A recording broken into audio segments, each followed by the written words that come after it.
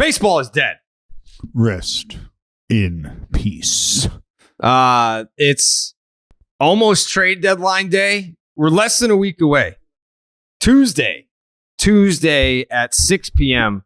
It's weird. It used to be 4 o'clock on July 31st. Now it's August 2nd at 6 p.m., which is interesting because some teams that think that they have a chance to win a World Series are already making moves before the deadline.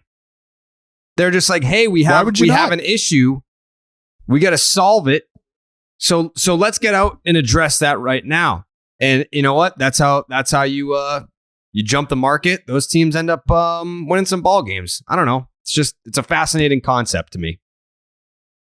What's that? To realize that you're a playoff team and make those moves? Mm-hmm. Because some would argue that, you know, being aware of who you really are could also be a very powerful tool, Jared, when you think about the future of an organization. I know some people, you know, when you think about having a payroll, say north of $200 million, maybe just south of $218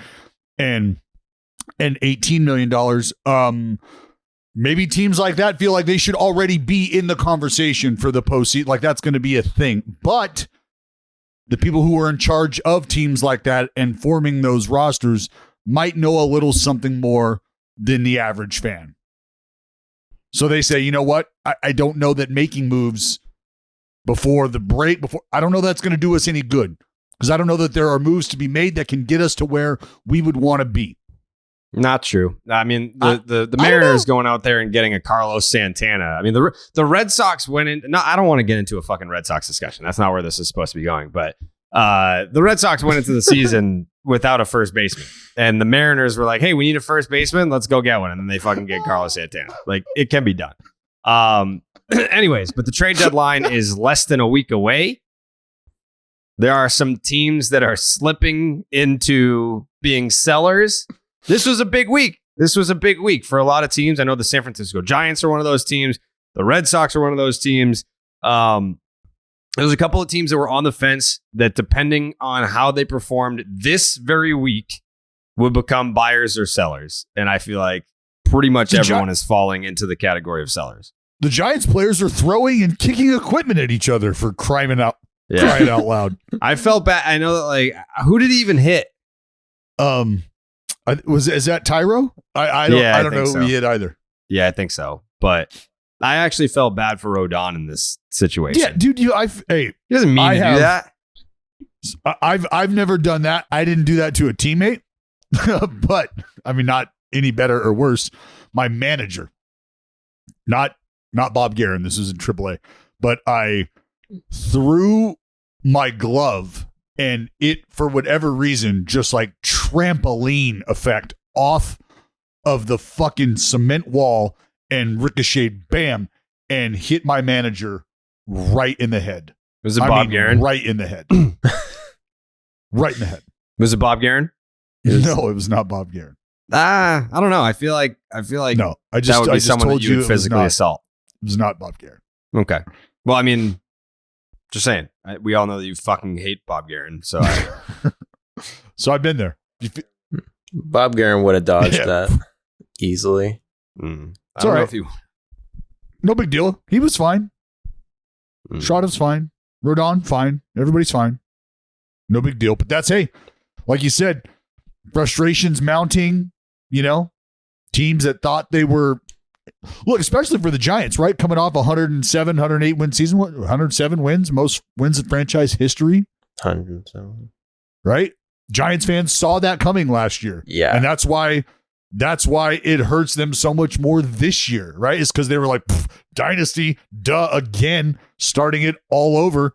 We saw 2021 coming. We knew we were a record-setting franchise. We expected those seasons out of our aging stars. Who doesn't? And then now this year, like, that's why they're just completely like, what? Now they're getting swept by the Diamondbacks. Oh, damn, Joe. That's tough. You hate to see tough. good teams or teams that want to be tough. good, or at least fans that think their team is good. You hate to see them lose games like that. You hate to see good teams getting swept. Wow. Man. So you, in your opinion, what you said earlier about Gabe Kapler just being useless piece of shit, when you said that, you were like that. I never. You said he was. Well, you said he was a complete fraud because you're like, No, like everyone gave words, credit to Gabe Kapler last year for the Giants winning 107 games or whatever it was. But look at them now. Gabe Kapler is a fraud. Why did you say that? Why did you choose that word specifically? Those aren't words that I ever use to describe Gabe. Gabe knows far better how I feel about him. I don't just think he does you know what? Point. There's some things that happen. Like I said, you had aging stars doing what they were doing. That Giants fans, again, this isn't about the Giants players. This is strictly the Giants fans who absolutely positively from spring training saw that season last year unfolding. Just ask them. They'll tell you that they all saw it coming. And I'm just saying, Jared, I feel bad for them. That's why they feel the way they feel this year, is because not only did they see last year coming, and they were all excited for that huge season. They were like running it back, running that shit back, and now it's like, oh, what? I mean, who would you sell off if you're the San Francisco Giants? Like you're selling off Brandon Belt? No, Jock. Yeah. Jock. Was that a 1-year deal that he got? That's a big piece. Let's be real. Jock's at the point right now where look, Jock is rolling to the team who's going to October. Like everybody, like who wants the Jock sauce? It was a 1-year deal. 1-year deal. Who wants the Jock sauce? $6 million? You kidding me? That's all he got? Holy shit, dude. Oh, the Braves want the Jock sauce. Who's strapping on that postseason Jock? That's what we need to find out. Who's strapping on that postseason Jock? Oh, we need the Atlanta Braves to trade for Jock again. That's when they really take off. It makes a lot of sense. We're going to get into it a little bit later. It's its own topic. But Jacob deGrom comes back next week. And if you're the Atlanta Braves and you want to catch the Mets in the NL East, in the standings, how do you do that? Jock Peterson. That's your counter to fucking Jacob deGrom. Yep. You start dipping in some Jock sauce. Yeah. Or to play devil's advocate, deGrom just gave up a home run to a prospect we just traded, so we're not really too scared of him. Mm-hmm. He's not that good, dude. Drew Waters took him deep yesterday. I know you guys all saw that. It was going around online. We traded him. He wasn't even good enough to be a Brave. We got rid of him because is deGrom washed? He's not really. Yeah, deGrom is washed. You ain't scared? He's a minor league pitcher at the moment, so that's kind of how I treat him. We'll see. He's got to prove himself. He is a minor league pitcher. Currently. That's his current. Never say never. I just want to know, does Jock go back to Atlanta? If Jock goes back to Atlanta, he's going to walk up to home plate with the biggest. It's not going to be it will be a pearl necklace, but it's going to be a pearl. Fucking pearl. He's going to have the biggest fucking pearl known to man strung up on a chain, and he's going to wear that. Like not mini pearls, a huge pearl. Like he is going, his fucking, oh my God, his swag will be off the chart. He'll be wearing the ring. Yeah, in his first at bat. Standing ovation. They'll have a parade for him. Jock might be the first position player. No, they DH him, right? Yeah, well, no, because Duvall just went down, so that's why they need an outfielder, and the other left fielder we have is Ozuna. Yeah, which there you is go. You take not Jock. a good option. So, yeah, what's Ozuna doing this year? Not well. And what? Can't field, can't hit. So they took on the PR blow for a dude that's hitting 223 with a 682 OPS. Yeah, because they already signed him to like a 4-year deal. They 18 million. I mean, he's got 18 homers, 12 doubles, and he's getting paid this year 16 million. No. Yes. 16 million, 18 million next year, and then 18 million the year after that. Oh my God. Yeah. We're talking about Ozuna. Who cares about Ozuna? We're talking about Jock sauce. Well, I'm just saying. I mean, if we're trying to find a spot for Jock, we got to find a spot for Jock. We just did. We're only finding a spot for Jock for a month and a half. Look, I'm here for October. I'm here for the October tourney, and I'm out of here. Don't worry about the future. Fuck, you got the mailing address. Send me the ring. We're good. I don't give a fuck where you stick me. I don't give a shit who's making what in the next 2 years. I don't care. Don't care. I'm not here for the team photo. I'm here to fuck in October. That's what I'm here for. It's my big dick, Jack. I really hope that he ends up back in Atlanta. Like, has there been rumors, or is it just like you're thinking about a fit? No, I literally just thought of this, but it makes a lot of sense because the Braves are looking for an outfielder. It makes too much sense. Yeah, to bring Jock back to Atlanta. What other pieces can we see the San Francisco Giants trade off? I mean, Brandon Belt has been on the table, because they're like, it's not even like. Is like, there any? This is a question you got to ask yourself. Is there anybody in that lineup right now that you could move that would become an impact player on a team right now that is looking to make a deep run in October? It's literally just Jock. So then, Jared, what you essentially just said is the San Francisco Giants are a team full of replacement players, not even a team full of replacement players.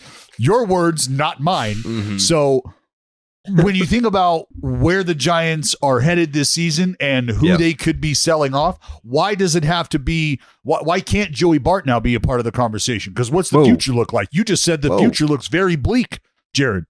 You said they've got a team full of replacement level players at best. Who are you going to build around with a roster like that? Mm-hmm. Why is Joey Bart not on the market as well? Why are you so beholden to Joey Bart right now? I'll tell you why. Because if I'm the San Francisco Giants and I'm in the hunt for Aaron Judge and he chooses to come on home, then there you go. Now you're back in business. Just with one. I mean, not one player doesn't change. So Jared, so you want the world to look out for that Aaron Judge, Joey Bart 1-2 combination is what you're telling us. No, but it starts with something like that to change the course of a direction of a franchise. You had someone like Aaron Judge coming off an MVP or an MVP runner-up. That changes. Now you've pivoted towards we're going for it. You don't sign Aaron Judge for a rebuild. So it doesn't just stop there. I get it. You call a full entire Major League Baseball team a team full of replacement players like you just did, and I understand how you want to backtrack and start making Aaron Judge. I'll tell Mike Yastrzemski right now that you think that he sucks at baseball. That's crazy. He's very good. He knows better. I'm doing the podcast right now. Dallas just said you fucking suck. Comment. He knows better. No, I don't think he does. He knows better. I don't think he does. I think So to answer, you kind of answered your own question by calling the Giants replacement players. There's not really anybody there that you would move on. Joey, who the hell is in your? Yeah, who the hell is that? We just. That's my friend, but he's helping me edit. Okay. I got the whole operation over here, dude. I'm running a business. Sorry, dog. I'm in the office right now. I don't know. You guys are probably at home. I'm in the office. My employees are running around. You gotta put us on notice, bro. You just can't have shit like that going on in the back. I don't know if that's a cry for help, you know? Yeah, we got the new video platform now, so we're back on YouTube. Yeah, so people are going to see that. I don't want to get you swatted, you know? Mm-hmm. That's not terrible. Did you say my address or something? I don't know how. I could get your address in about 3 minutes if I really wanted it. Yeah, Dallas ain't no stranger to putting out send them over. information on the internet that people don't want to. What? Yeah. You heard me. Nobody on that Giants roster. It is crazy to look at the Giants now, like, and before the season, people were like picking them to win it because they won 170 games, 7 games last year. But then it's like they have Wilmer Flores batting third. Well, I mean, look, like not. Obviously, people understand me talking shit on the Giants is a bit. It's there. You got to respect what Cap was able to do last year in the season that they had. He maximized the bench.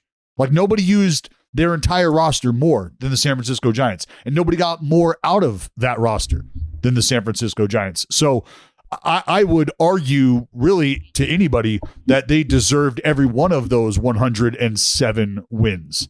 The franchise said, because it wasn't just, a month carried by this guy or that, like it was everybody every day showing up and getting shit done. So that just, I feel like we're treating them kind of like they're the Rays. Like they're on a new, like they were like the new level. It doesn't matter who's on the team. We're going to move him. He's got that guy. Who's that guy who sits next to him all the time in the dugout? Yes. You know what I'm talking about? Fuck. Why am I forgetting his name? But that guy just looks like he has analytics through his brain. No, he's been around for a long time. He's been on Cap Squad for a long time. He's been with the Giants for a while. Fuck, I forget what I was going to say. Joey, running it's just a back there. Jesus, it's Enterprise, dude. We're making freaking moves. Making TikToks back there.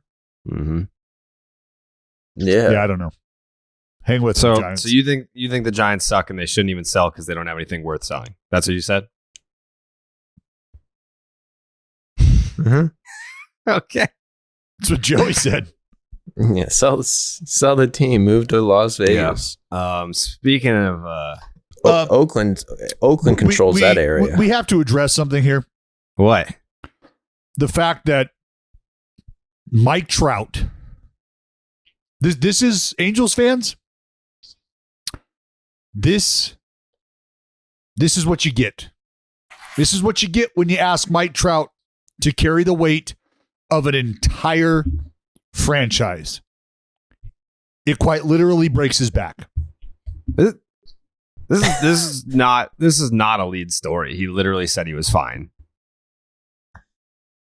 It's not a lead story to you? No, he said I'll be good. Let me get the quote. He was like, "Nah, yeah, sure, I'll be good. I'll be fine. It's something I got to manage. It's something I got to." Look, Jared. I think you're just very cavalierly glossing over. He said, "I'm not worried." What's that? He said, "I'm not worried." Okay, that's great. You know what? I can think of What's he supposed to say? I can think of almost 500 million reasons why Mike Trout's not worried. Yeah, I mean, he'll.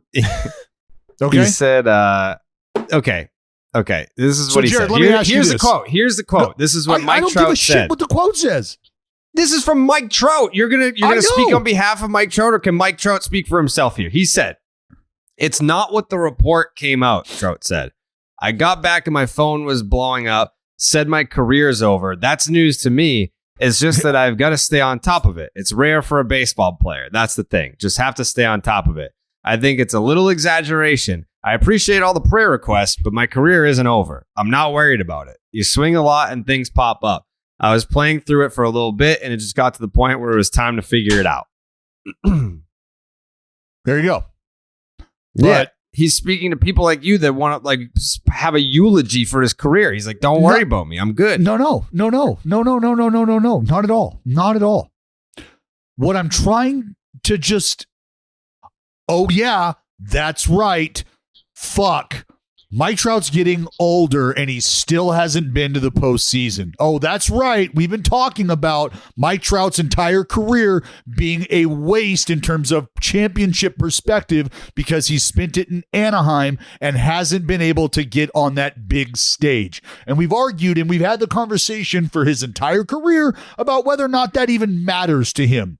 Well, in the most recent years, he has been vocal about saying, I'd like to see some moves made. I'd like to start dressing up in October and not as a fucking scarecrow, but actually as an Anaheim Angel and playing baseball. He's now said things that have led you to believe that the itch is getting to the point where it needs to be scratched. And all at the same time, a rare condition has popped up for the game's best player. And Jared, this is why you need to understand that Mike Trout and the back pain at a point in his career where we're now starting to realize that's right. Father Time. What is Father Time's record? Undefeated. They even took down Dallas, which is unprecedented. No one's been able to do it. No one. Put your boy down. Father Time is undefeated, Jared. And he's knocking on the door. Now, I'm not trying to say that like being all cryptic and shit. No. Do I believe that Mike Trout could manage an ailing back issue and be just fine? Yes. Yes, I believe that.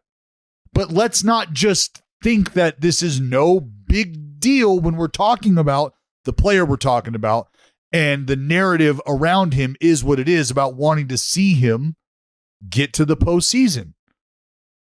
Like, are we just going to act like a rare bat condition is just not like, oh, no big deal. No problem. I'm just going to say it.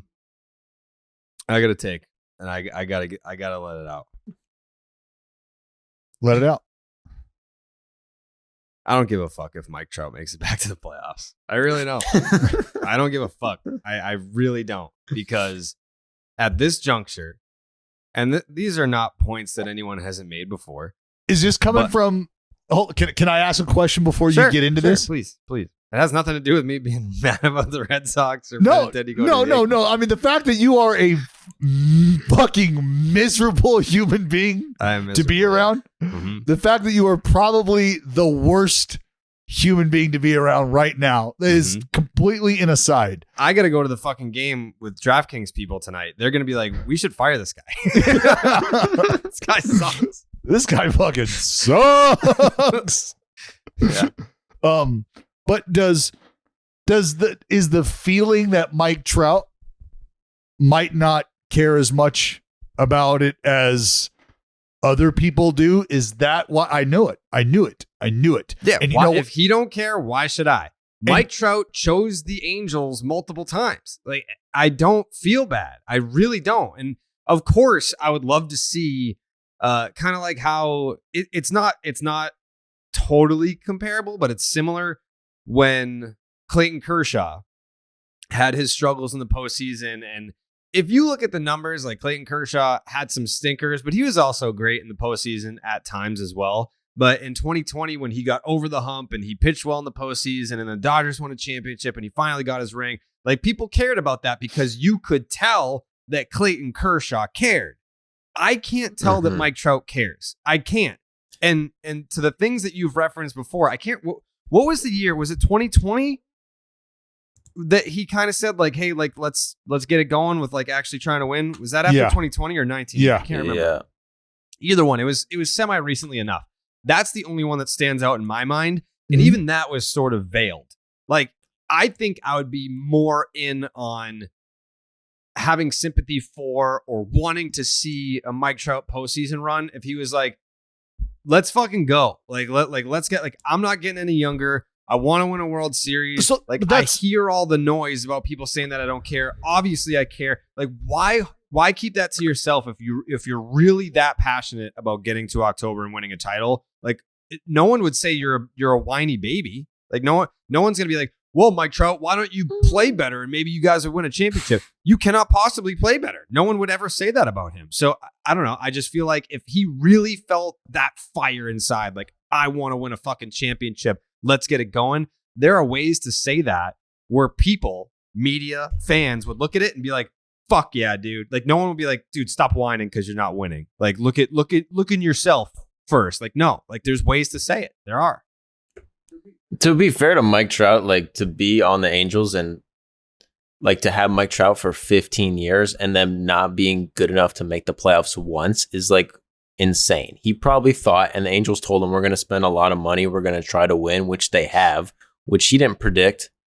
He probably just didn't predict them to be this bad at spending money and not being able to like produce any talent themselves. And I don't know if it's like a Mike Trout doesn't want to win. And those are fair points, because Mike Trout's not the one who's looking at their needs and saying, you know what we need right now on the heels of drafting nothing but pitchers?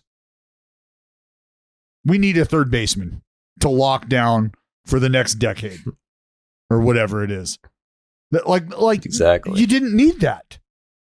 You didn't need that. Yeah. Could it help? Absolutely. Could a healthy Anthony Rendon help your team with a Trout and Ohtani and a Walsh and a Ward? And yes. Is that the case? If Mike Trout really wanted to win, he'd implement a better freaking arm system for the minor leaguers and get them on a program that works. Yeah. But obviously he doesn't because they don't produce any pitchers, and that's on Mike Trout. If he wanted to win, So Jared, that's fine that you want to call Mike Trout the worst pitching coach in the big leagues.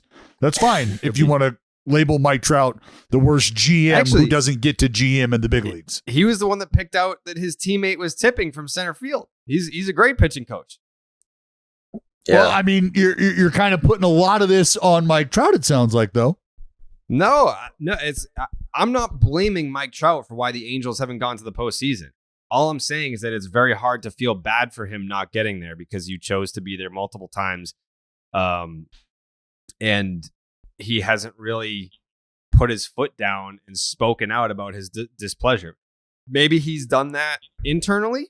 We don't know. We don't know if those conversations were had. That's the thing is, like, guys operate very differently. And, like, oh, man, I don't know. What does it do for him and the brand, or some would argue lack of? I would argue against that because the guy makes quite a bit of money off the field.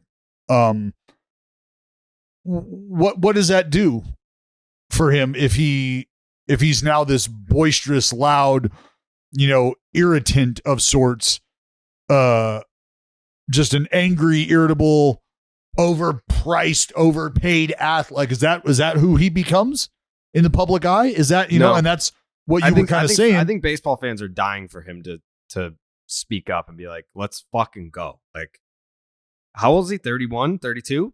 Yeah, I think 31 or 32. But what does that do? Like honestly, that right there shapes, or like that could shake the landscape of baseball. Like if Mike Trout were to come out next year and say, get me out of Anaheim, what do you think would happen? They would love it. People would love that. Oh, baseball fans. Angel fans wouldn't, but like I feel like people would love that shit. People would be like, yes, everyone agrees with him. Everybody wants him gone. I mean, that would is that the death sentence for the Angels? Like, you guys couldn't keep the greatest player in the world happy, and you had him, like, you signed him up forever, and he was down to be with you forever, and you couldn't keep that guy happy. Like, who wants to go there? Yeah. I just, you know what? Let me rephrase how I feel about it. No, you don't give a shit about Mike Trout. You made it abundantly clear. No, I really don't. It's not that I don't want to see it. I resent him for not making it clear enough that he cares as much as I think other fans do. You're saying he cares more about the fantasy football league than the actual team? Wow, Jared. What I'm saying is that as a baseball fan, this has been a narrative for, it feels like 10 years. It feels like it's been a decade of us being like, well, we need to get Mike Trout to the playoffs because that's how we market our stars. It's like, is anyone, if the Angels get to the ALCS, is anyone going to find out about Mike Trout that doesn't already know about Mike Trout? Well, no, not at this point. Right. So the whole, like, get him to the playoffs to market it, like, I think that ship has sailed. Like, he's played to a first ballot elite greatest of all time level that everyone who's going to find out about Mike Trout and will care about Mike Trout has already discovered Mike Trout and made up their mind about Mike Trout.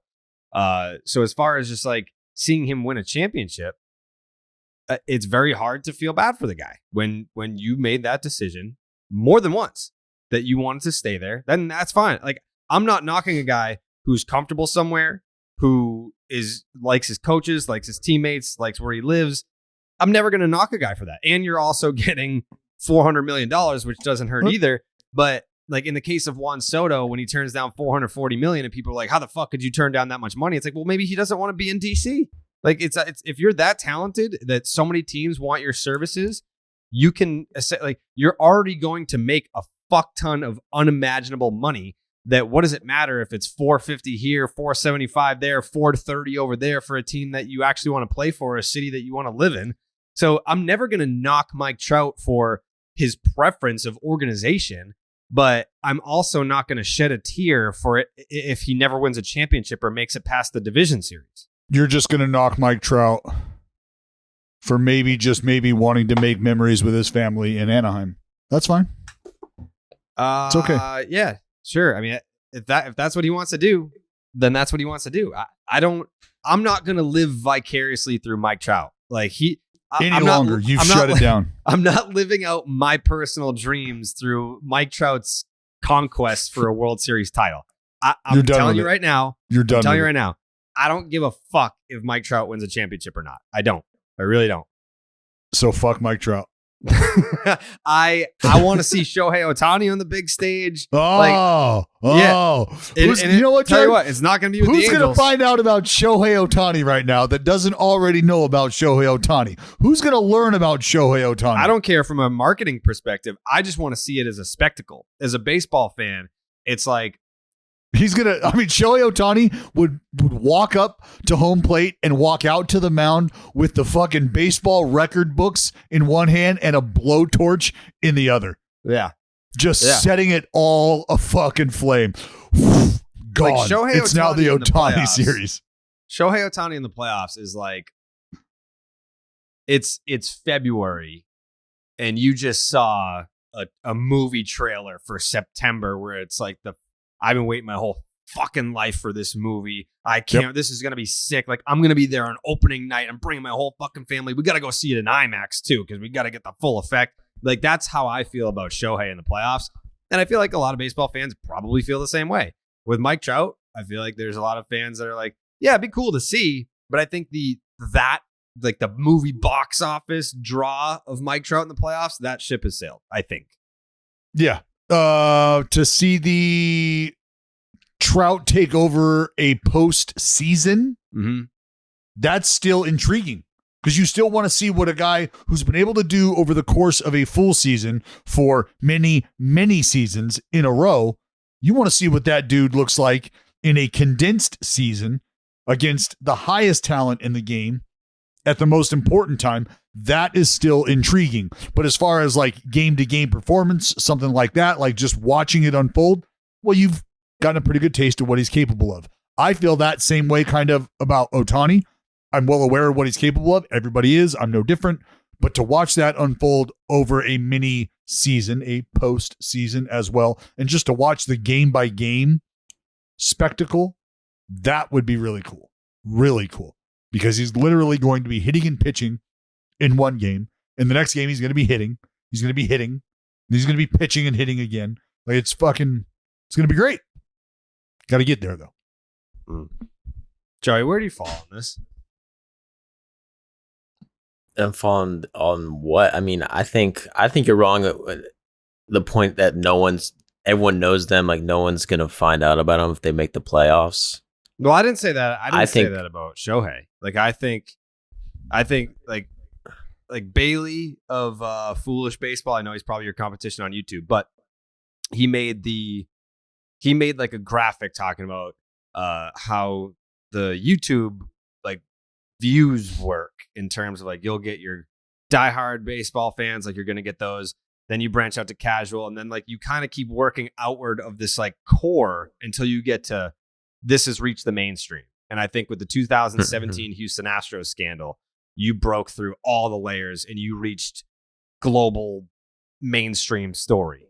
And with Shohei doing what he can do in the postseason, I think that story breaks through the core to mainstream. Like people that don't even give a fuck about baseball are going to be talking about Shohei.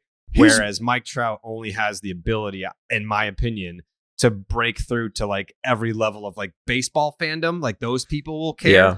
But like, you know, Danny in accounting who hasn't watched a baseball game since he was in Little League, he's probably to feel included in the conversation at the water cooler. He's going to be like, did you see Shohei Ohtani last night? Like, I feel like that's... It is sad because Shohei made Mike Trout more boring. Like, overshadowed him in a lot of ways. And I called it. I fucking called it. I called it. Yeah. Yeah, he is way more of an impact because it's never happened before. It's not fair to Mike Trout, but it's like you have to compare them because they're on the same team. But yeah, like Mike Trout having like a fucking 1200 OPS in the playoffs and going to the World Series. Like, is that really freaking nationwide front page news? It's he's already won male athlete of the year, right? He's won everything, man. Like the AP male athlete of the year, whatever. I mean, like, yeah. He got some ESPYs. Yeah, he's got some ESPYs. Like, he's a dude. Anyway, enough about the Halos and why they need to eventually trade Mike Trout and Shohei Ohtani. Yeah. So, yeah, we'll see. We'll see what happens because it ain't going to be this year. But turn big league action into big winnings with DraftKings Sportsbook, an official sports betting partner of Major League Baseball. Right now, new customers can bet just $5 on any game and get $100 in free bets instantly. Plus, all customers can combine multiple bets for a shot at an even bigger payout with DraftKings same-game parlays. At DraftKings Sportsbook, you'll be able to bet on your favorite batter to hit a double in his next plate appearance, your favorite pitcher's next at bat to be a strike, and so much more. We fucking hit the Nerfy parlay this week, Jake. Fucking slam dunk, windmill dunk on that shit. The Nerfy parlay hit on Tuesday. I did a same game parlay last night, which almost I felt like I think it was like Mets money line. I think I had like the over on Mets total runs, which didn't hit, and then Pete Alonso. Originally, I was going to pick Pete Alonso to homer, and I was like, maybe let's scale it a little bit back. So let's do 2.5 total bases. And he fucking homered. So we almost hit back to back, but we'll take the Nerfy parlay on Tuesday. DraftKings is safe, secure, and reliable. Best of all, you can deposit and withdraw your cash whenever you want. All you got to do is download the DraftKings Sportsbook app right now. Use the promo code Jared. New customers can make any $5 bet and get $100 in free bets instantly. That is promo code Jared only at DraftKings Sportsbook, an official sports betting partner of Major League Baseball. Minimum age and eligibility restrictions apply. See the show notes for details. MLB trademarks used with permission. By the way, speaking of DraftKings ads, I don't know if you guys are. I don't know if you. What do you fucking? We've seen them, dude. We've seen them. No, not You're those. on TV. Not those. Are they showing those during Brave games? Yeah, on MLB TV. Are they really? I'm like there he is. I can't wait until. Like, it was exciting at first for people, and then after that, it just becomes super fucking annoying because it's just like every commercial break, it's like, baseball's dead. Nah. Like, people are just going to get so fucking annoyed of them, which is awesome. But if you're a wrestling fan, if you're a WWE fan, and you're watching SummerSlam on Saturday, all I'm saying is keep an eye out. That's all I'm saying. Is someone going to be wearing baseball is dead trousers? All I'm saying is if you're watching SummerSlam on Saturday, you might not want to get up during any commercial breaks is all. That's all. Oh, I'm not going to watch it. All right. Yeah. I'm not going to. You want to talk about global so what superstars like Shohei? You guys get the podcast with one. I've done a podcast with Bill Spaceman Lee, global superstar. When? A while ago. I've done a podcast with a lot of global superstars. I interviewed Billy. At this point, probably it was 12 years ago at this point.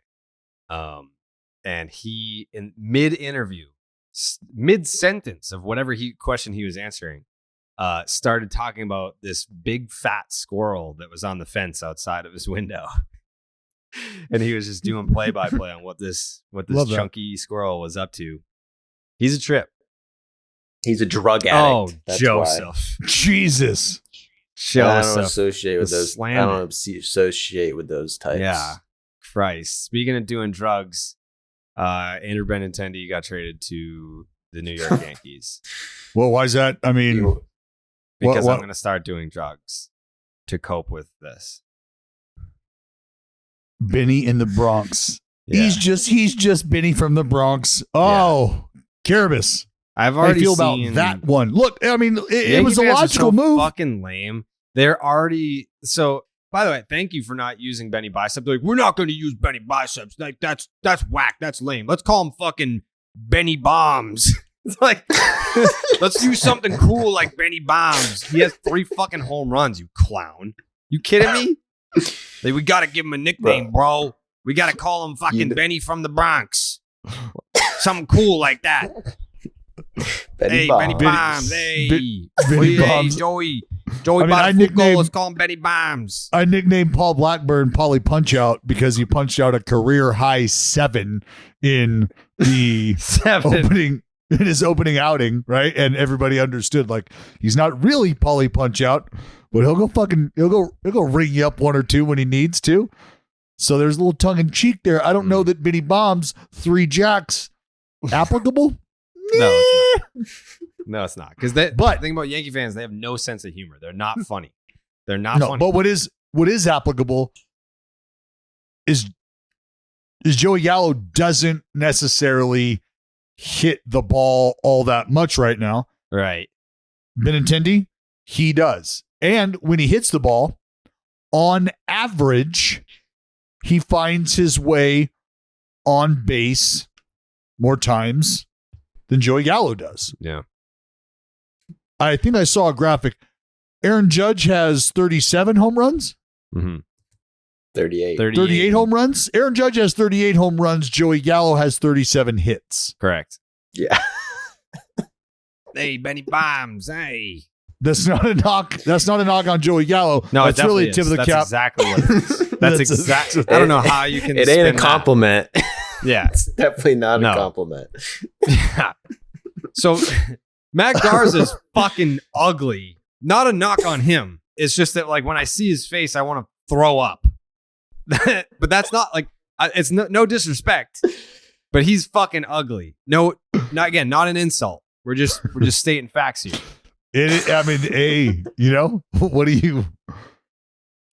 Facts are facts. Yeah. Aaron Judge has more home runs than Joey Gallo has hits. That's embarrassing. Again, we're not trying to insult the guy. The intention here is not to embarrass a grown man. I was bringing up facts. That's all I was doing. Yeah.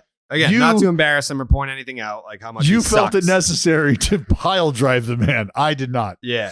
I like Joey Gallo. I've heard nothing but great things about him. So do I. I love Joey Gallo. He never should have left Texas. I think Texas was one of the teams rumored to be interested in acquiring him, but that they were focused on Soto. And you know what? If you ask me right now, which player would I rather have, Juan Soto or Joey Gallo? I don't know that I'm taking a whole lot of time to say Joey Gallo. I mean, that's a clubhouse guy that you need. That's a clubhouse guy that you need. But I think last thing that I heard was that the Guardians were interested in Joey Gallo. Really? Yeah. Mm-hmm. Yeah, I heard that. Well, you know what? That makes sense because they've got some room for some swing and miss because they've got guys in that lineup that do not swing and miss. So they can actually afford, like, you know what? Fuck it. If he's going to run into one, the chances are there's going to be 2 guys on base when this guy comes up to the plate. Mm-hmm. So if he's going to run into one, we'd love it with a few guys on. Mm-hmm. A couple, that'd be great. If he does indeed swing and miss, we feel like as a lineup, we can absorb that. Sure. You got the Guardians in the playoffs this year, Dallas? I mean, there's room, isn't there? No, not really. Is there no room? No. Why is there no room? Because you have the fucking Blue Jays. The Blue Jays just decided, all right, we're going to fire our manager and start trying. That was really the problem, the manager. They're like, fuck our manager. There's room. I mean, Tampa, there's definitely room with how decimated by injuries the Rays have been. But what I don't like to hear, what pains me right now, is the Trey Mancini to the Mets rumors. Ooh. I don't want my Birds trading Trey Mancini in the middle of a fucking pennant race. But hey, yeah. This is what is just gutting about being an O's fan right now is sometimes when that window closes and then reopens, the guys that were on one side of the window, once it reopens, they're actually on the other side of the window now. And it feels like that's going to be Trey Mancini.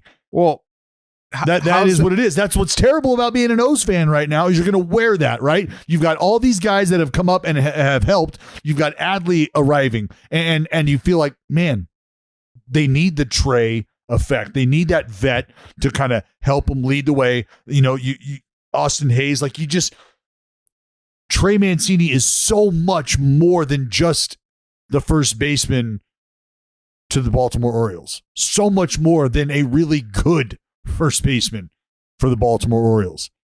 And you move him out of there. Fuck, Jared. Because I mean, look, they're not, you know, they're not in the cellar. They're not the basement dweller in the AL East right now.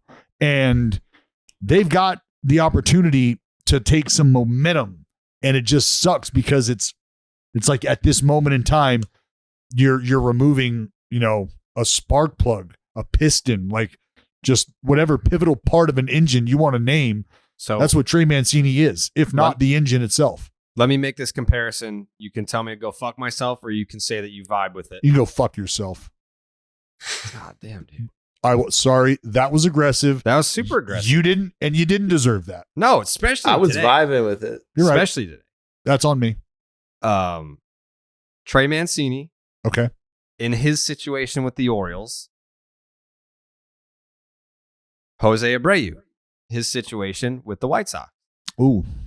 Like if you're going to go, right now the Baltimore Orioles have the #1 prospect system in baseball. And you got a veteran that knows the ins and outs. And we interviewed him back in 2019.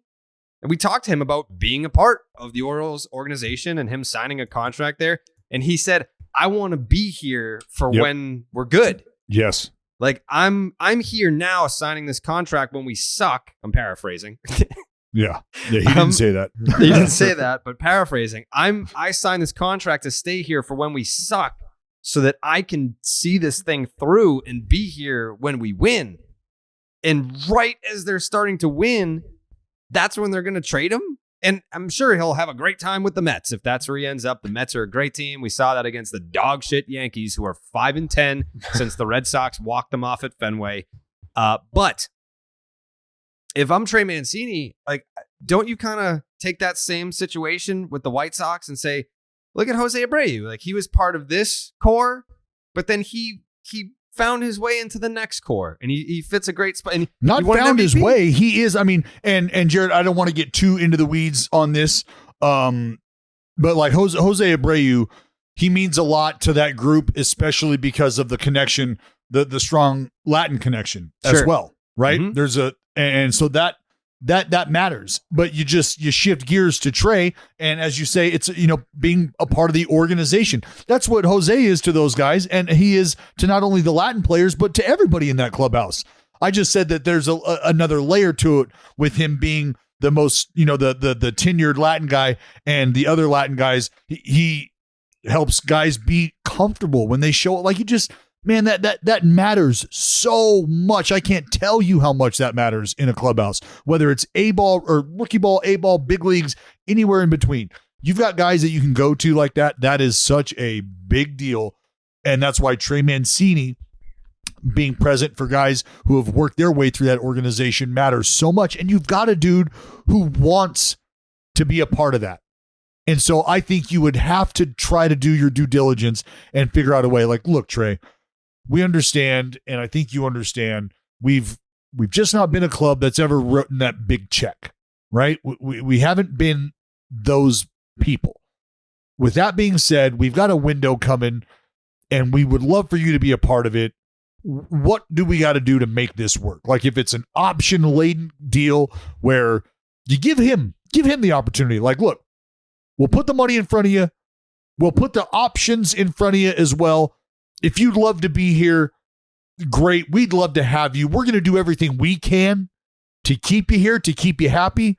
But in the event that it's not working out, like, can we figure out a way where if you're going to leave town, we can really benefit from that situation?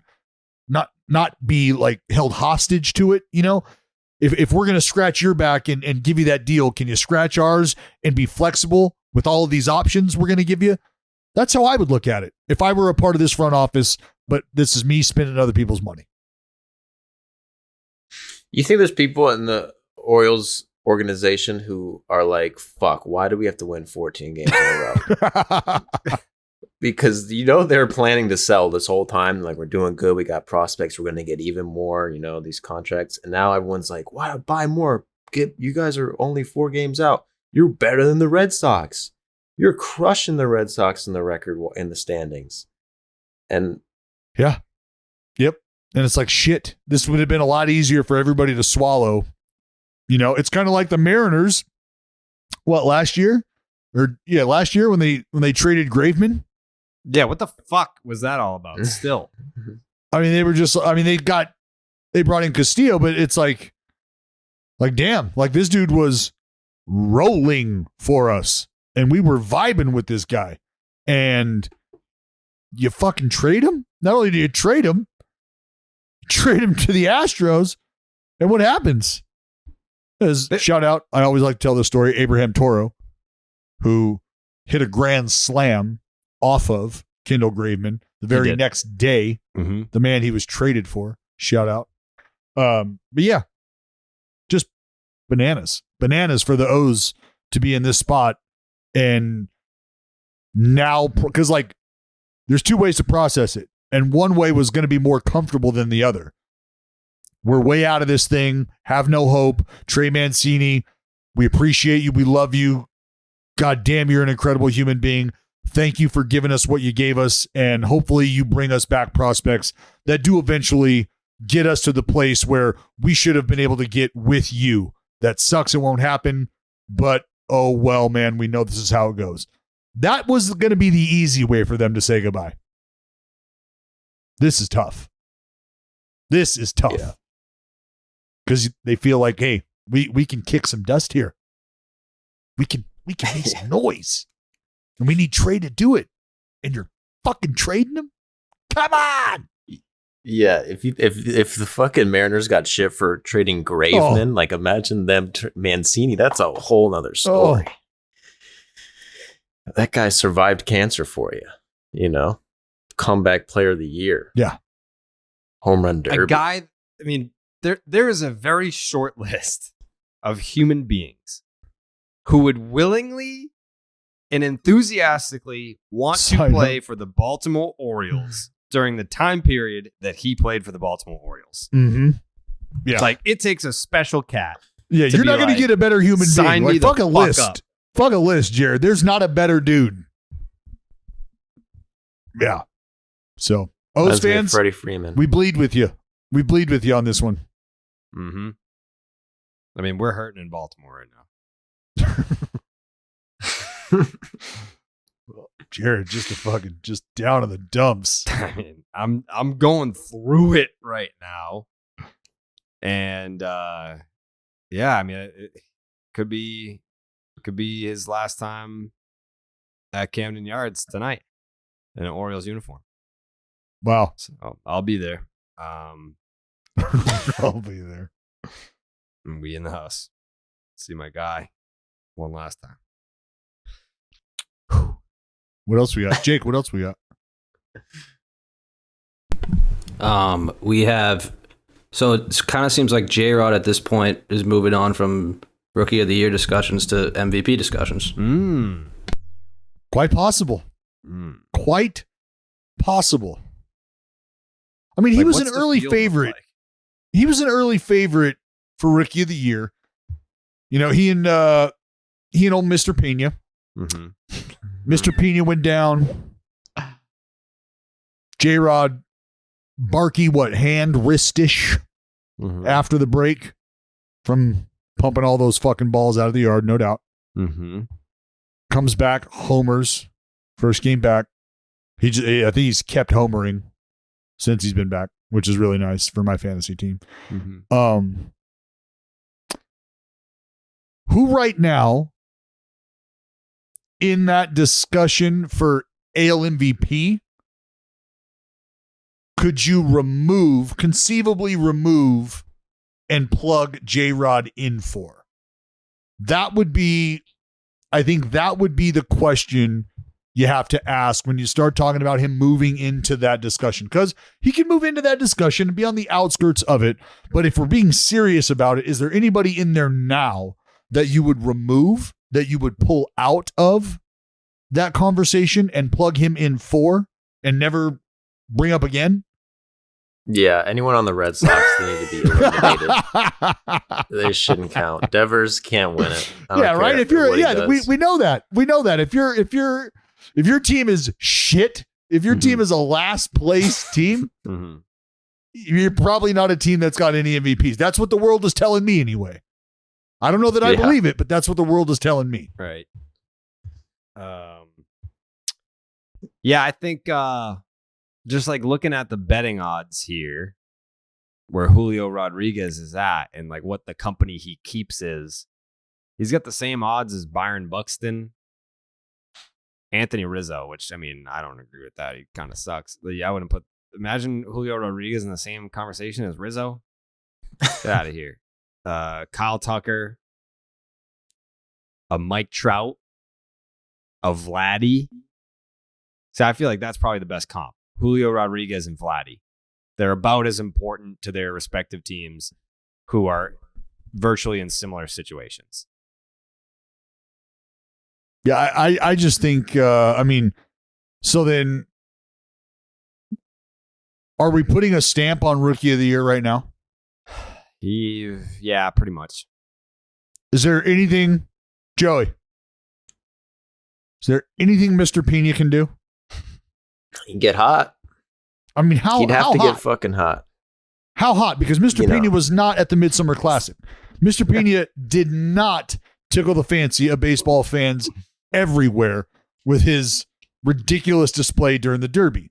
Mr. Pena did none of those things. Mr. Pena was not present. Rookie of the Year is kind of an award like that, where they kind of give like a little bit of they give the tiebreaker to the star, you know. Tiebreaker? So you got this being a tiebreaker right now?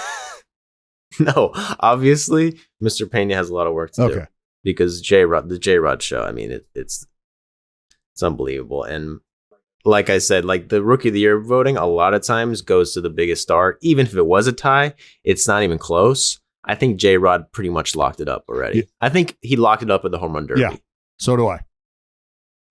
Yeah, that's not a crazy take. It's not an outlandish take. It's not a ridiculous hill to plant my flag on, but J-Rod Show has locked up the Rookie of the Year, and could now well be on to an MVP discussion. What I'm looking for with Mr. Pena is I think he can make up a lot of this in the playoffs in terms of star power.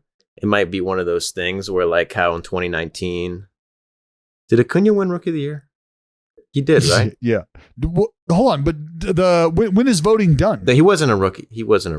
I'm not saying for the Rookie of the Year, like to win Rookie of the Year, but I think the Astros have a better chance to go deep into the playoffs than the Mariners.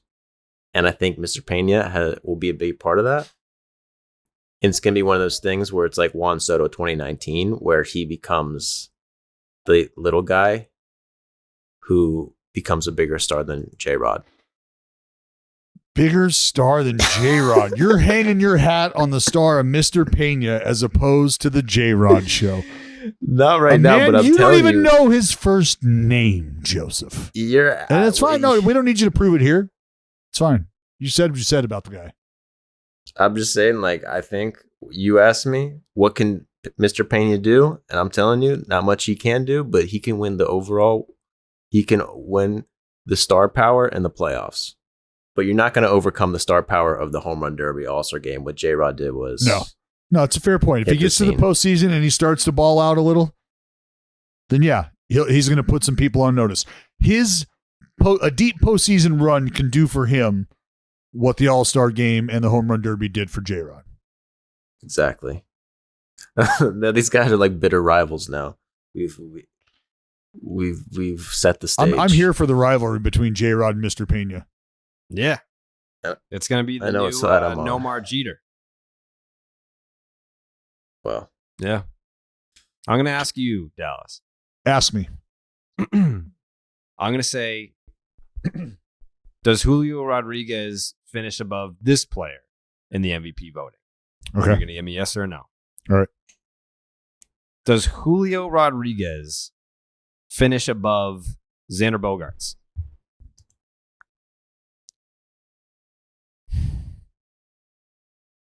No.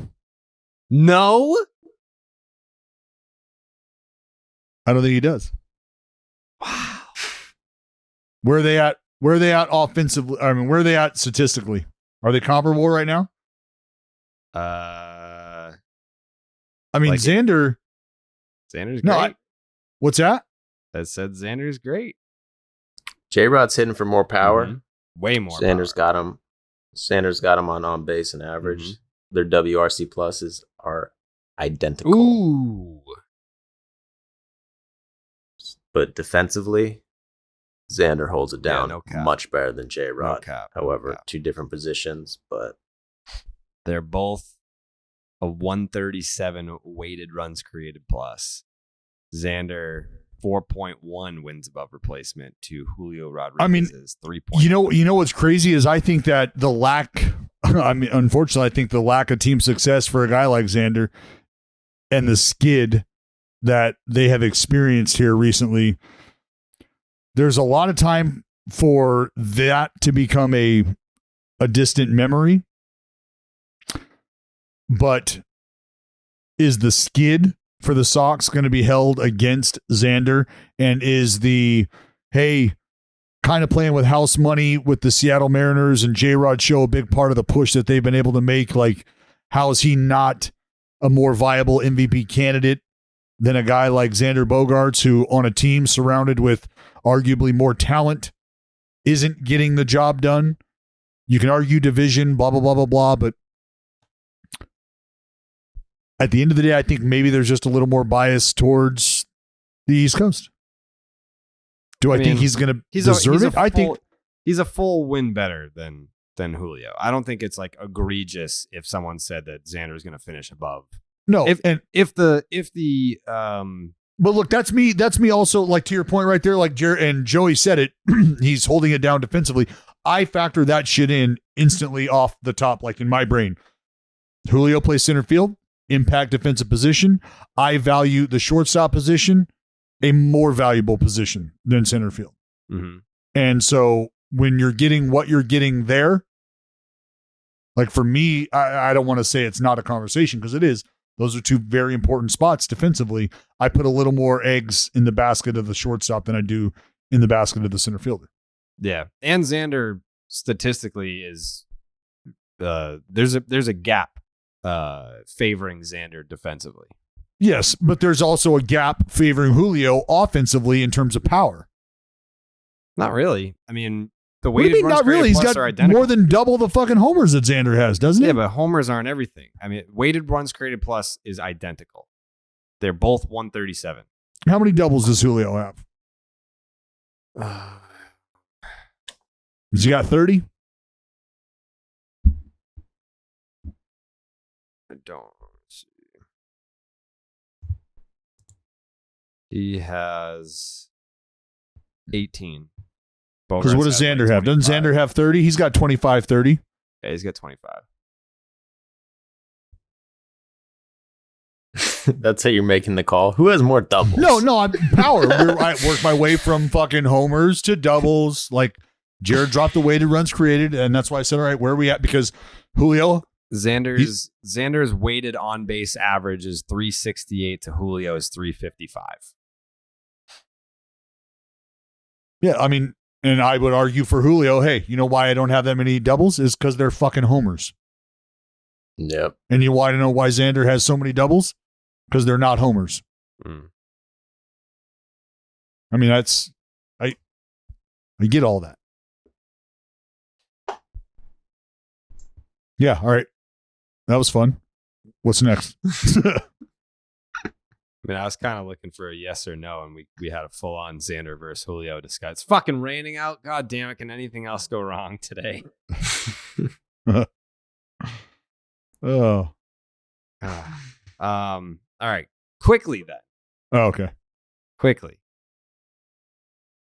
Does he finish higher than Tim Anderson? Yes. Joey? Yes. Does he finish higher than Byron Buxton? Yes. Yes. I thought we were going to have a way more meaty discussion about Buxton versus. He's kind of J-Rod. tapered off. Yeah. So you think he ain't shit then? Didn't say that. I mean, the start. But came off. The start he got off to, it was like they were running out 4 guys in one ballgame. It was like the Minnesota Twins were allowed to use 4 players in center field and hit them 4 times in the same spot. Yeah. And Byron Buxton was just going fucking 12 for 12. Yeah. And making But Buxton can get hot. well, he for can. sure. For sure. Hotter than anybody. Hotter than anybody. This is the last one that I want to know because I don't think he's finishing higher than Jose Ramirez, Rafael Devers, Yordan Alvarez, Shohei, or Judge. Does he finish higher than Vladimir Guerrero Jr.? No. way higher. Way higher, Joey. Way says. higher. Way higher. Way higher. I say no. Okay. Well, I say yes to Gosling's run. Ooh. Mm-hmm. Because we all know the power of an MVP. We do. They make good teams great. And the folks at Gosling's Rum know a little something about MVPs, all the most valuable fans and super fans across the world who have made Gosling's Dark and Stormy a personal favorite of Jake's when we do the streams on Tuesday nights. One of the most popular cocktails on the planet. That delicious combo of smooth Gosling's Black Seal Rum and spicy Gosling's Stormy Ginger Beer cannot be beat for a summertime cocktail. Visit goslingsrum.com to get Gosling's products delivered right to your doorstep and get $15 off your order of Gosling's Rum, Ginger Beer, or Dark and Stormy cans using promo code DraftKings. 21 and over only, and please drink responsibly. Love that. All right. We did see some hug watch action going on in the north side of Chicago yesterday. Wilson Contreras and Ian Happ, knowing that this is most likely their final game at home as a Cub. We got a nice ovation from the Wrigley faithful there in Chicago. And Wilson Contreras was very emotional about it. He was talking to the media. It was either before or after the game. And he said, it's been a rough 3 days for me. I love my teammates. I didn't want this to be over. I think even Ian Happ said something similar. Like, I don't want my this chapter with the Cubs, I don't want it to be over. Well, it is. It is. And then there was, what is it? Marquee Sports. They had the dugout shot of Wilson Contreras and Ian Happ giving each other a big old hug, lots of tears. And then someone responded to it and was like, it'd be super awkward if they ended up getting packaged together. Well, hey, here we go. What if they don't get traded at all? That would be hilarious. Yeah. Like, oh no, we have to leave. Be careful what you ask for. Now you got to stay on the shitty ass Cubs. Right. You know? Yeah. I mean, who are like the top suitors for Wilson Contreras? The Mets? Another catcher? I mean, they've already got like a top prospect catcher. They've already got like McCann and Naito and. But it's about going for it. Going for it. Yeah, that would be a. They gotta do something. Yeah, they gotta do something, man. Jeez, that's like awful these days. They look so bad against the Yankees. I totally. At the end of that game last night, I completely forgot that it was a sweep because I'm used to the Red Sox are playing the Guardians, and it's a 4-game series, and the series ends tomorrow. So I was like, we still got another one tomorrow. Like, why the fuck are they saying sweep? Is this a 2-game series? But no, the Mets swept the Yankees in the City Series. Joey, gun to your head. Actually, no, I'm not going to ask you because there's no way that you're going to say yes. Dallas, gun to your head. Are we getting a Subway Series here in October? And if so, if the answer is no, who's costing who the opportunity to see the Subway Series? Is it one team? Is it both teams? Are neither team getting to the World Series? I'm gonna say this, and I might be just because this might just be complete recency bias from the last 2 games, but I feel like I can see the Mets making the World Series before the Yankees. Ooh, like, and I get it. The Yankees have not been great, and they were so good, but what lineup you like better right now? Oh, the Yankees. No, not between those two, because we're talking about those two meeting up at the end. So you got to get there. What lineup do you like better? The Houston Astros offense or the New York Yankees offense? The Astros.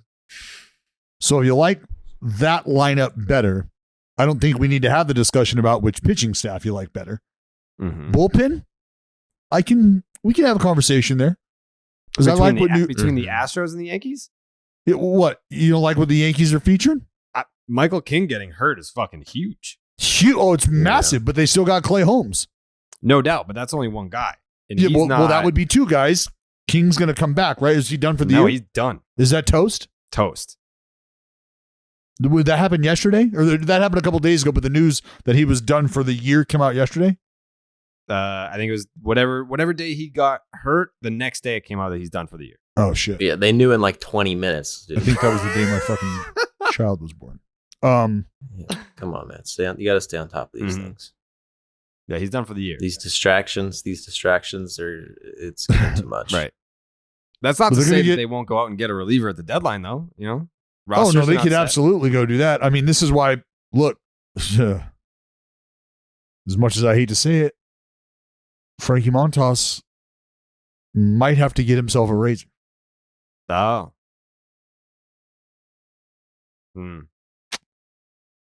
Good thing he sucks, though. I think I'm way more concerned if they get Luis Castillo, who I hope is going to the Astros. But Frankie, man,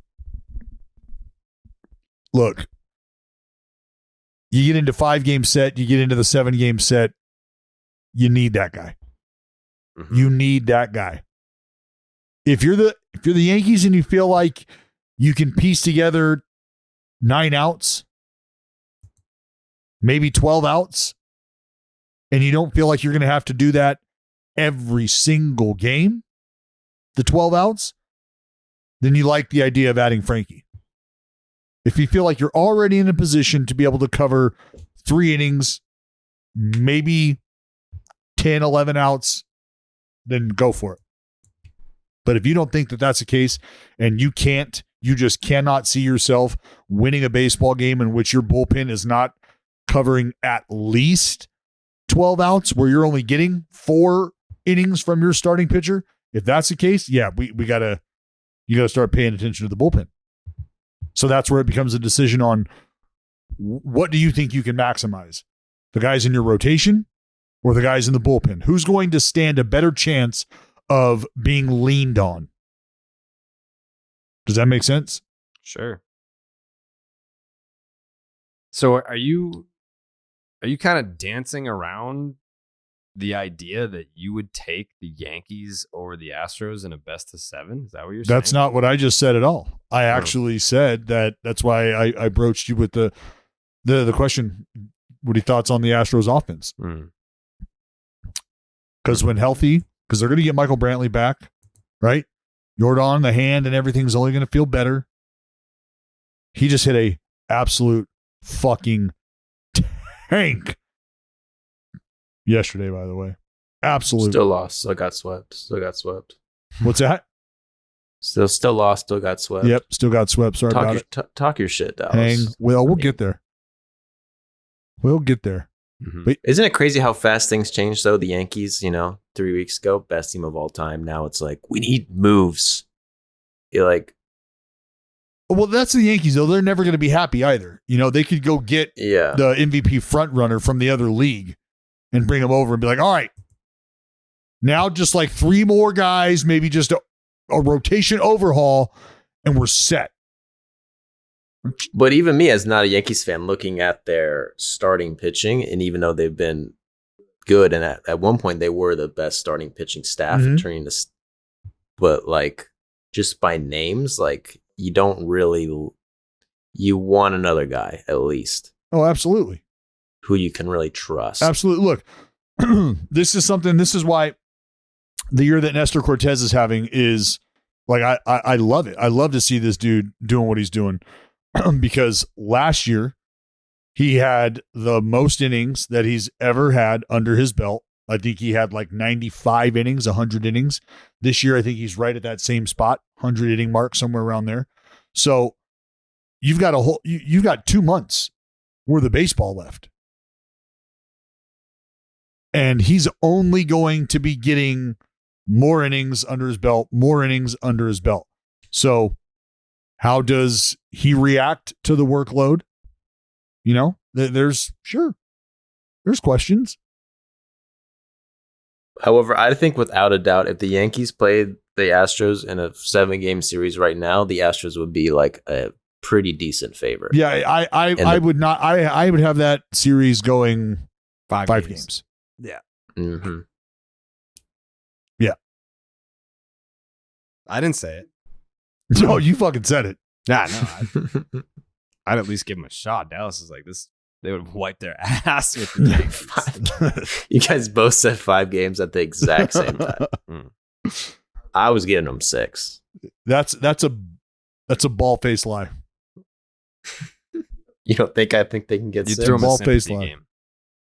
Give them a sympathy game. Mhm. Damn. You get those in the playoffs. So the playoffs work. It's a karma-based sport. The Yankees have the karma. They didn't cheat, dude. Karma-based. I don't know if it's It's a karma-based. karma-based sport. Mm. Well, why do you think the Braves But you won know the World what? Series last year? Joey, that is a beautiful segue into the Oakland Athletics doing absolute work. Just throttling the Houston Astros over the 3-game set. Do you guys know that this was the first series that the Astros have been swept in all season long? All season long. Never had they ever been swept by another Major League Baseball team. Never had they ever. Some are saying, but Dallas, the Oakland A's had never swept a team themselves this year. That's not the conversation. The conversation. Is that right? Some would argue that A's don't even count as a Major League Baseball team. I would make that case. Nope. Yeah. No, you can't make that case. I'm gonna make that case. The You Oakland can't. A's don't count. No, they absolutely can't. So you're saying that the record still holds, Jared? Like to this day, the Astros have not been swept all year in Major League Baseball. No, I'll give it to them. But I think it's a great way to say how unpredictable baseball can be if a heavy American League pennant winning Houston Astros team can get swept by a dog shit joke of a franchise fraudulent existence. By the way, Chad Pinder hit that grand slam. I saw that. I would say a better way to say that baseball is unpredictable is going in a direction where people really start to compare teams. And talent, Jared, is difficult sometimes for just the lay fan to evaluate from afar. Mm-hmm. And what they tend to do is they tend to gravitate towards numbers. And some might gravitate towards finances. And some might look at if you some have a might look at what a $240 team million invests. payroll, and Some you're might look last at what a place in team your division, invests. And some and might you got say, a team like the Baltimore there's a team Orioles out who's there expected to lose 100 games, that's and you have spending $240 million 200 payroll, and you're in plus last place, that's crazy. million That just dollars. goes to show how unpredictable baseball is. You gotta love it. You gotta love the game. Your team can spend $200 million, more than $200 million, to pay players for just 1 year. Mm-hmm. And they can't catch the ball. Another team could pay their team like 40-ish, 50-ish, somewhere in that neighborhood, and get the same results. That's It's kind baseball, of like a lesson Susan. on like when people shop brands for like purses, and like shoes. Like you can pay $5,000 for a purse. I can go to Target right now and get one for $50. Almost the same thing. Kinda. Paying for the brand. Damn, you're saying the Red Sox are fucking Target brand, dude. No, I'm saying told the Red Sox are like Cheap-ass. Prada. Oh yeah. Okay. You're paying You're for the right. expensive brand, and the A's are like Walmart. Red Sox are like Armani Exchange. Like it's definitely out there, and they definitely charge money for it, and people buy it. Yeah, it's like a Gucci outlet store. That's what the Red Sox look like right now. They got fake leather in those gloves. Are the Red bro. They Sox the cannot Nordstrom catch. rack of Major League Baseball? No, That's putting it no, nicely. because they're the highest ticket prices in baseball. They are the How about Louis- that? How do Louis you have the Vuitton. fucking balls to charge your fans the most to get the least? I That's don't make those incredible. decisions. I'm not in those. That's incredible. conversations, those A lot of people, meetings. Joey, a lot of people are talking about the Oakland A's and how things have gone in the Bay Area. What they're not talking about is another team in Major League Baseball charging their fans the absolute most to see the very least that could be offered to them. That is a story that's getting buried and I blame East Coast bias. That's greedy. That's a greedy ass owner you got over there, Jared. It's unfathomable. You know how many children, we talked about this online. Do you know how many children are starving night in, night out in the greater Mass Pike region? Dallas literally just like looks at the fucking dog shit like responses that Yankee fans on Twitter do, and he's like, Oh yeah, it's a good joke. Let me write that down. Yeah, yeah, I like that joke. that joke is so old that restaurant is fucking closed. Oh, wait, it still stands up here. No, it don't. Oh, Closed in Saugus. not in the Saugus here in California. They have a 99 there. Yeah. Well, it's closed in Saugus, Massachusetts. Therefore, Well, not in that Saugus joke is here, so closed it for lives. discussion. It's closed for discussion. Lives in Saugus. Anyways, Hey, I know you want to be better.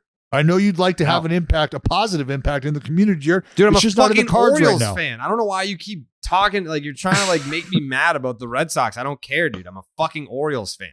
You got all riled up about the Red Sox at the No, I very didn't. beginning of this podcast. No, I didn't. And I don't know why. No, I didn't. It's kind of sad to see you I don't care, dude. disheveled right now, just What a weird unraveling. thing to try and hold over my head when I'm clearly Bird Gang. I'm not trying to say anything. While we're on the subject of the Astros Wait a getting their second, let me get a doors reading here. absolutely. We got two more. Hold on. I got to give some love to I need to left-hander. get a read in. I will let you. I'm just gonna Cole Irvin over the month of July. Oh, Jesus Christ, dude. Over the month of The July, fucking- Cole Irvin has been absolutely sexual. That's all I wanted to say. Okay, thank you. 1.85 ERA over Thank his you. last 5 starts in the month of July. Yeah. Good for Cole Irvin. Yeah. Congrats to Cole Irvin. But Dodge has exciting news for all you muscle car enthusiasts. No, Like that's me. you. That's me. you. It's the 7th year of Motor Trend presents Roadkill Nights, powered by Dodge, set for Saturday, August 13th, 2022 at M1 Concourse in Pontiac, Michigan. Motor Ooh, Trend presents whoa. Roadkill Nights, powered by Dodge, is a one-day car culture festival that includes legal street drag racing on historic Woodward Ave. I heard about this. Yeah. I heard a lot of good things about this. Yeah. I love that. Wait, where is this? It's in Pontiac, Michigan. Oh, Michigan. Woodward. We're welcoming back some of last year's grudge racers for a chance at redemption, giving Alex Taylor a chance to go 2-0 against the field of impressive talent that includes some new faces familiar to the automotive faithful. In a new twist this year, competitors will use direct connection parts to build their own drag racing machine under a tight deadline before Ooh. bringing it to Woodward to go head-to-head on the strip. Follow along and get a shot to win your share of $10,000 in the Dodge Roadkill Nights prediction pool with DraftKings. Join us Saturday, August 13th, 2022 at M1 Concourse in Pontiac, Michigan, or tune into all the live stream action on Dodge Garage. Head on over to dodgegarage.com/DraftKings for complete information on the event schedule, tickets, racing, and car show registration. That's my birthday. Is it really? It is. And if you haven't gone to a drag race, fans, let me tell you, get it in your life. Get it in your life. What'd you think about my Dodge? I let you ride with me for a little bit. I let you take a ride in the Hellcat. In the Purgatory Hell Kitten? Mm-hmm. In the Purgatory Kitty? What'd you think? It's definitely a nice A to B. Mm-hmm. If I were to classify it, if we were to rank it in the muscly category, I would say it's a well-toned middle-aged housewife. It's a great motor vehicle. That's what I would say about it. It's Pilates 4 days a week for sure. Now it's got some kick to it. Yeah, like if you're talking like a baby goat with one leg tied to its belly and the other one flailing, like that kind of kick, for sure. Mm-hmm. It's a nice car. Yeah. You'll see Jared in Pontiac in a couple weeks. We'll be in the show. I'll be there, dude.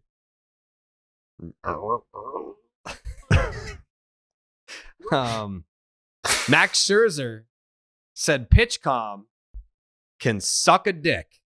Oh, that's a direct quote.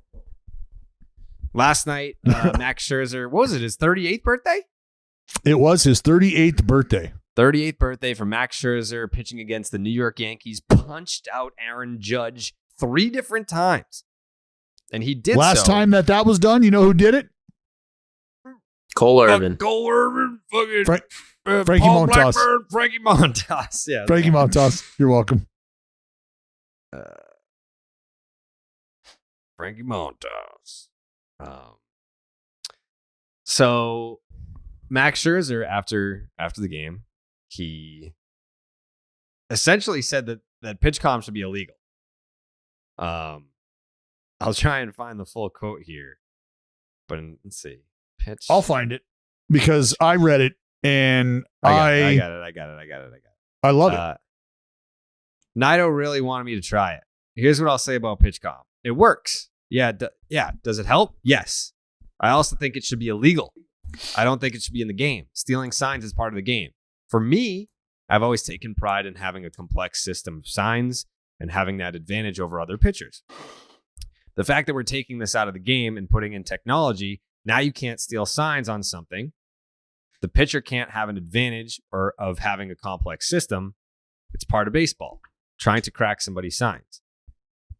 Does it have its desired intent of speeding up the game a little bit? Yes. I also think it takes away part of the game. Will you continue using it? I don't know. I'll continue to think about it. I might. I love every minute of that. Every minute of that. First of all, let me get your perspective before I give you mine. Just because I want to hear from like a fan perspective. You're consuming the game. You can readily see the impact on like the speed and the exchange of signs and blah, blah, blah, blah, blah. So like when you hear Scherzer say something like that, what are you thinking? I feel like sign stealing from a viewer's perspective is very, very, it's just not even something that crosses your mind. Mm-hmm. So when he says that that's like destroying part of the game or whatever, I guess true to you, but to a fan, it's really not. And it's not really killing anything or saving anything by not using it. If it's making the game faster, I tend to say then that's a plus and go that direction, and that we can get rid of a little bit of sign stealing. So the point here that Max Scherzer is making is an extremely valuable one, and it's one that I really want people to listen to because it is literally regarding the integrity of the game. And I don't mean integrity like someone's doing something bad, but what is this game built upon? What is this game based on? And it has always, for better or worse, been about finding that advantage. And shit has gotten hairy when we got into the greenies and the amphetamines in the 50s and 60s and 70s, and then the steroids in the late 80s and the 90s and the 2000s, and now the tech era where we've got sign stealing via technology and cameras. And so every step of the way in the game of baseball, it's been about finding the advantage. And it's always been a battle of crossing a line. Like, dude, you can't do that. You can't do shit like that. And you continue to move the goalpost and draw up lines, as rules continue to get broken. But the game of baseball, as gamesmanship goes, the sign stealing is extremely important. And it makes guys valuable to the point where a team would actually sign a elder statesman because of his ability to pick up signs or his ability to pick up certain Carlos ticks. Beltran? Oh, Jared, thank you, my friend. So when you have these innate skill sets that other people don't, that just can't coach, you have a certain level of value attached to you that other guys don't. And Max, if he's got the ability to have this complex sign system where nobody on second base can pick him up, and the cameras and the shit that he's combating every day he takes the mound can't crack him, do you know how valuable that is? Because that's what every other team is doing to guys on his team, other guys in his rotation. They're picking his shit apart. Yeah. And Max is saying, at the end of all of this, you're a warrior on the battlefield, as am I. And we're all looking to go home to our families and feed those people. So if I can do something better, if my sword is that much sharper, or I can swing a heavier sword, or my armor is that much more impenetrable than yours, fucking hang with them, buddy. I don't know what to tell you. But now we're trying to take that away so that we can, so that we're all on a level play. What the fuck? Come on, this is the game of baseball. This is the game within the game. And if you don't know about it, learn about it. But it's very, very prevalent in the game. And Max is saying, I don't want that to go away, because now we're going to start distilling the game of baseball to the point where the cool shit that does matter, like you like watching a catcher who knows what the fuck he's doing back there. Is that fun for you to watch a guy frame shit up, dress shit up, body up and block balls, keeping them in that circle? That's fucking sexy to me. Well, when you take away his ability or the necessity for him to do that, and you're giving me a robot strike zone, well, fuck, the catching position is distilled. I don't care. I don't give a shit. And Max is saying, I don't want that to happen to this beautiful game. Don't do that. And Joey, you're right. You're not going to see that as a fan sitting on the couch. You're not going to consume a guy at second stealing the sign and relaying it to the hitter in real time unless you know what to look for, which are sometimes guys will hang their hands straight when they know it's a fastball coming. Sometimes they'll have their hands on the outside of their legs when they know off speed is coming. There's a litany. There's a long list of different ways. But if you don't know about that stuff, you're not even aware of the fact that that's going on. So you're right. You wouldn't pick it up. But you're saying, I don't give a shit. Just make it faster. Who cares? And Max Scherzer's going, bro, fuck you. Do you understand how pivotal this is to the game? So from a fan, that's why I wanted to ask you, Joey, because I can understand and respect consuming it. But I want people to understand the value of it because you're hearing it from one of the greats, man. This is going to be one of the greatest pitchers that ever plays this game. And he's trying to explain why this stuff is so important. It's important to him because he thinks he has an advantage. It's important it was important to me. Because you thought you had an advantage. Because I knew what lines that I'm playing in. And I know that me being smart enough, is an advantage. And if you're not smart enough, that's called a disadvantage. And that's something you should probably work on. Not me. But instead, we want to fucking change the rule book? Like, so Max is just saying, PitchCom, what it does is it eliminates the sign stealing aspect because technology has brought us there. But let's just remember that sign stealing in this fashion has always been a part of the game. And the reason it creates value is because if you have guys that can do it, it is an advantage. And if you don't, it is a disadvantage. But now, because cameras have shown that you can become a cheater on a whole nother level, we just want to remove it all together. It's like, this one cool thing about baseball, not the only cool thing, but this cool thing about baseball, gone now. Got to do away with it. I don't know how I feel about it. I mean, I feel like I've loosely paid attention to some of the feedback that pitchers that have used it this year have given, and a lot of them like it. And I think kind of trying to see like how they do with it performance wise. I think a lot of guys have had success while using it.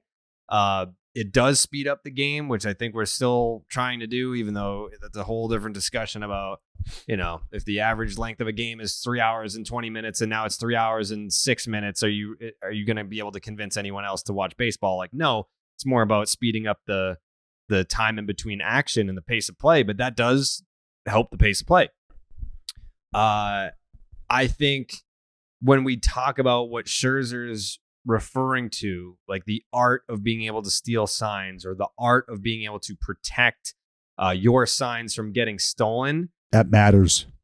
It matters. I feel like it matters more within the game. Yes. Like, I feel like other teams and other players can appreciate or respect that.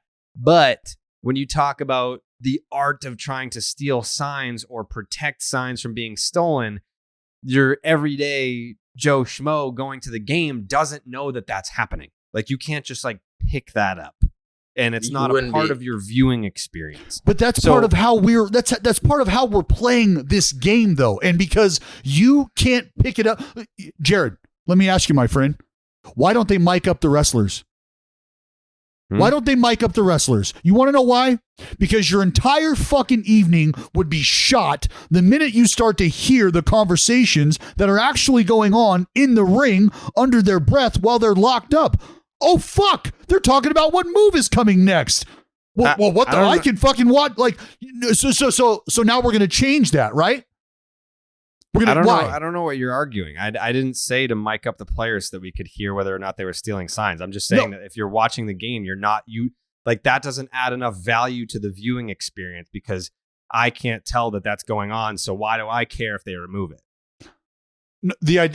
It's not about what I'm saying is this is a conversation that isn't about consumption for the fan. Like, we're talking about a mechanism within the game.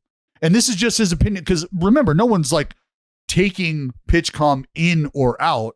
We're talking about the impact of PitchCom and what Max is saying. But he said it should be illegal. Like, that was part of his statement, is that it should be illegal, which I think every conversation about rule changes and like, does this make the game better? Does that make the game better? It all boils down to the fan experience, because at the end of the day, players can complain about, now I got this clock, I got to get in the box, or if I step out of the box, they're going to, call a strike on me or something like that. It all comes down to the fan viewing experience. They're not doing it to punish players. They're not doing it to make the game more boring. They're doing it to make it more entertaining. Well, I could say this. Unfortunately, the players, and this is where, like, yes, I want some credit for being able to look at this from both sides, because I can understand that the players and the teams doing what they did led us to a point where you have to now entertain the idea of removing something that has been so prevalent and a part of baseball since its inception, because we can't have nice things. We've shown the world as baseball that we can't have nice things. So why do we have to use PitchCom now? Well, because you guys are bitching about the sign stealing and you're telling us that everybody is doing it. So the only way to tell you that we're in control of that is by eliminating the very way which you have communicated in the past, which is giving somebody a visual to pick up on with their fingers. So we're eliminating that. You can't do that anymore. Why? Because I don't want you going into Houston over a 3-game series, getting that shit whacked, and then leaving there and sending a memo to the commissioner's office telling us that you still know they're still doing shit. Can't have that. Mm-hmm. And that's what was going to be my point about the PitchCom is you ask guys who have gone to Houston, just ask a pitching staff, Jared, who's gone to Houston and gotten their ass kicked and then has gone to Houston with PitchCom and maybe had different results. That does something for your psyche. Sure. Yeah, I'm not saying it doesn't. And I've had these conversations with these guys, so I know. Yeah. Is it fair to say, though, that the old school of sign stealing is just, it's been overshadowed where now there's cameras on every sign? It's not even like fair. Like if you can film everyone's signs and you can get them that way. And then it's like, obviously you'd have to have someone at second to like relay them. But that's the whole point. I'm sure there's, there's ways to get around it. That's what Max is saying is he's been able to evolve through all of it. And now we're at a point where, yeah, he can see the benefit of it, but I want to get rid of it because if we can pick up signs, I like that aspect of the game. But like I just said, you also have to understand that what has transpired over the last few years in baseball is a huge reason why we're even having the conversation of PitchCom and whether it's here to stay, whether guys are ever going to be forced to use it and what that looks like. Like, and my point about the wrestling thing, Jared, was from a viewer's perspective, like I know what goes on. I know that those conversations are had, but if you were to overhear that, that would impact the viewing experience. Right? Yeah. But I never said that they should add that to the broadcast. I don't know. I don't get what the comparison. No, I was saying that like how you're saying it doesn't impact the viewing experience for baseball, but you want it removed because it does impact the viewing experience for baseball because you didn't say that it does. I'm saying that it does because now you're not seeing the signs and the art of sign stealing is no longer taking place. And for somebody like me, that does change the viewing experience because I'm watching that shit. And when I see a catcher, it takes me 2, maybe 3 pitches.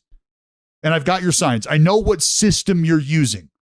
And I like that because that puts me on the inside. Mm-hmm. And now that's gone. And so now I'm like, okay, well, it's not gone. Like I've got a pretty solid idea. I mean, I call baseball games. And if you watch the baseball games, I kind of let you know what's coming because I've got a pretty good idea of what they want to throw when they want to throw it. But that just changes the viewing experience for some people. That was my point. Sure. But you're also speaking from a completely different corner of the baseball community because A, you're a former player. B, you're a pitcher.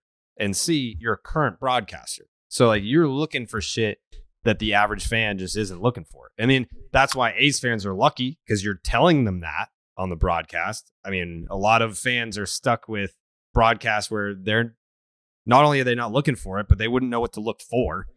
But yeah, I mean, for as far as PitchCom goes, I don't feel strongly one way or the other. Like I'm not like, thank God they came up with this fucking thing because now we can have like faster paced games and we don't have to worry about sign stealing.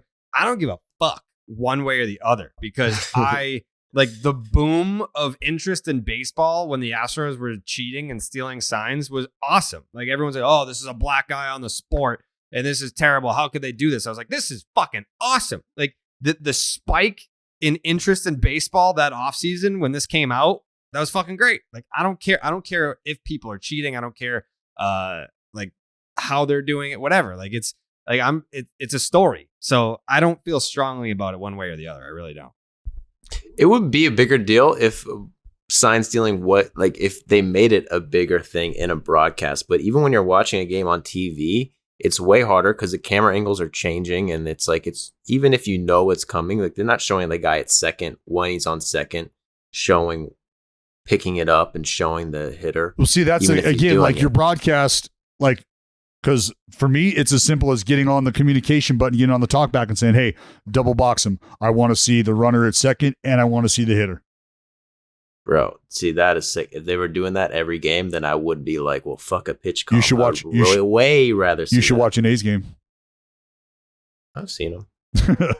Because we do shit like that. Because we got guys who do very veteran type shit. Like if you look at Elvis Andrus, look at his stolen base rate. Not a lot. Fairly successful. We've got some guys that pick spots. So there's just a lot of little stuff that you get to watch and look for. And like I said, that's part of my job as a broadcaster, or at least I feel that's part of my job and part of my responsibility is to put you on the inside, teach you about stuff like that. That way, when you watch a baseball game, you're not just waiting for the next pitch. You're also thinking about the stuff that's going on right there. As you're watching it and you're just thinking nothing's happening, there's a whole lot of shit that's happening. Yeah. I love that shit. I like it when broadcasters are kind of like being like, he threw a slider, he throws a slider 20,000% of the time, 2% of the time, he threw 3 in a row. Like, what do you think he's going now? Blah, blah, blah, blah, blah. Like that in between pitch shit. Yeah. Yeah. That's why like Makes Baseball Savant's great and also is infuriating at the same time because it's so fucking slow to update. Like if you're like, I like when a pitcher's inning is done, I like looking at all the data because I don't need it to be live right away. But if I have Baseball Savant pulled up, it's like I'm looking at if it's like the count's 3-2, but I'm on pitch 3 on Baseball Savant. Like I need it to be faster. There's got to be a way to make that faster. It's like 3 pitches behind. I don't know. Speaking of 2 to 3 pitches behind, Josh Donaldson, Max Scherzer at bat. I don't know if you guys saw this. Josh Donaldson, our boy JD, might have been a pitch behind. He thought Max Scherzer was getting ready to throw a fastball through his face. And instead, it was a curveball that I don't know that they wanted to front door that pitch. Looking at Nitto, it looks like he was set up away, I think. But either way, Max Scherzer ripped a hellacious curveball, and Josh Donaldson tried to evacuate as quickly as possible and was then promptly rung up for strike 3. I think that was against Scherzer or the guy after Scherzer? That was Scherzer, wasn't it? Can we look that up? Well, Baseball Savant doesn't load that fast. We will never know. I thought it was Scherzer. I know what you're talking about, though. He fucking hit the deck, dog. I could have swore it was Scherzer. While you're looking that up, I'm not looking it up. I could give a shit. I thought it was Scherzer. God damn, dude. It was Max Scherzer. It was Matt Scherzer. Scherzer. And he pitched a beautiful game last Got night. it. They took him out too early, and they should have let him go because he's a dog, and that's the Mets' fault. The Mets got let off the hook last night. Oh, boy. Max Scherzer. I mean, you can't say anything bad about him. He's the GOAT. He is the GOAT. And Blue Moon is the GOAT of tasty beers. We all know that. And baseball and beer go hand in hand. And Blue Moon is the perfect stadium companion with its bold flavor, bright explosion of color, iconic orange slice ritual, and authentic ballpark roots. In fact, Blue Moon was born in a ballpark, first created at the Sandlot Brewery in Denver, Colorado. From the first pitch to extra innings, a Blue Moon guarantees a one-of-a-kind beer experience every time. We have Blue Moons going on the... Actually, we're going to have some Blue Moons tonight because we're going to the Red Sox game with DraftKings. So, Jake, are you coming? Yeah, I'm coming. I'm going to be drinking Blue Moons all night. Yeah. Are you going to be able to get the orange garnish, or are you going to just be drinking out of the can? Like, what's your strategy tonight? It's tough at the ballpark because I don't know if they have the garnishes, but if they are, then I'll be loading them up with that. Yeah. Maybe we'll have to go up to State Street, get some Blue Moons up there because they'll be able to put it in the glass, and we won't have to drink out of the can down wherever. Actually, no, I think we're in a suite tonight. I keep forgetting that like DraftKings is a real company and they have things like suites. They don't buy us tickets in the bleachers and make us fend for our fucking lives. They don't take care. Well, hold on. What? Oh, I was gonna say I never had a ticket bought for me. Yeah, I mean, during the World Series, we were in the nosebleeds. Those tickets were, I think they were gifted. I don't think they were paid for. Yeah, they were gifted. and when we went to the 2018 wild card game, A's Yankees, we were in like the 50th row in the upper deck. Yeah, those were on the house too. Yep. Absolutely. Like the whole the We Want Boston video that I made, those were those seats. We were in a different stratosphere. Yeah, absolutely. Yeah. They serve peanuts up there. Yeah. Well, I hope they serve Blue Moons there too, because from its refreshing flavor with Valencia orange peel for a subtle sweetness and hints of coriander, Blue Moon Belgian White is a one-of-a-kind beer that's made brighter. It's carefully crafted and full-flavored with refreshing notes and a smooth, creamy finish. Why strike out with the same old beer when you can get something that's one of a kind? Jake, what kind of moon is it tonight? It's a new moon. What the hell does that mean? What does that mean? It's the opposite of a full moon. So you just can't see it? Can't see shit. What? A nude moon? No, not nude. N-E-W or N-U-D-E? No, N-E-W, new moon. Yeah, you pervert. Nude? Are you saying nude? It's going to be a blue moon tonight for Jake, though. Nude moons? Oh, yeah. Nude moon! Wow. That's crazy. Best served with its signature orange garnish to showcase its beautiful hazy color. A beer this good only comes around once in a blue moon, and you can enjoy it all season long. Break out of your same old beer slump. Blue Moon Belgian White is one of a kind every time. Get Blue Moon Belgian White delivered by visiting get.bluemoonbeer.com/rocket to see your delivery options. That is get.bluemoonbeer.com/rocket.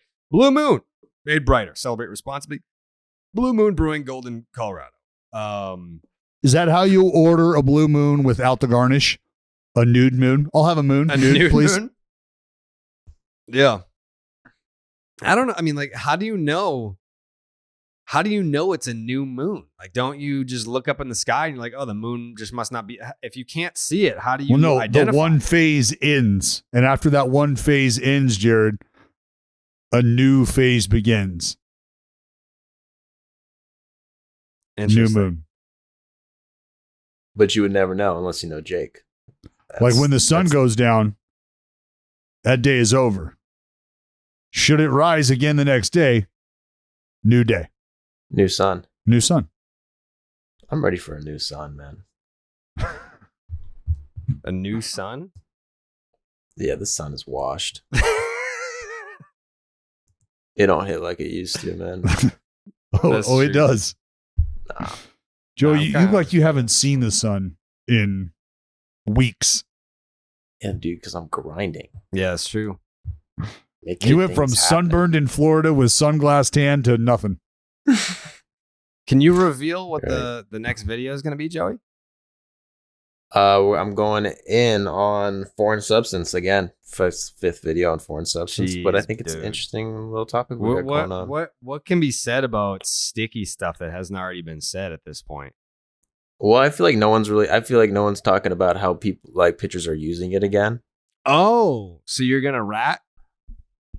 No, but I'm doing it in a way where it's like, bro, you're gonna name it's names? Chill. I'm naming names. I'm showing video. I'm exposing all these guys. But wow. But I'm making it clear that is because honestly, this is the hot take because everyone loves to shit on MLB. I think as it stands right now, and this could change, they handled that shit like perfectly. Like it ended in a very good way. If you look at how like home runs, what are the words I'm looking for? Batting average is up. Yes. Walks are down. Strikeouts are down this year. All those are down.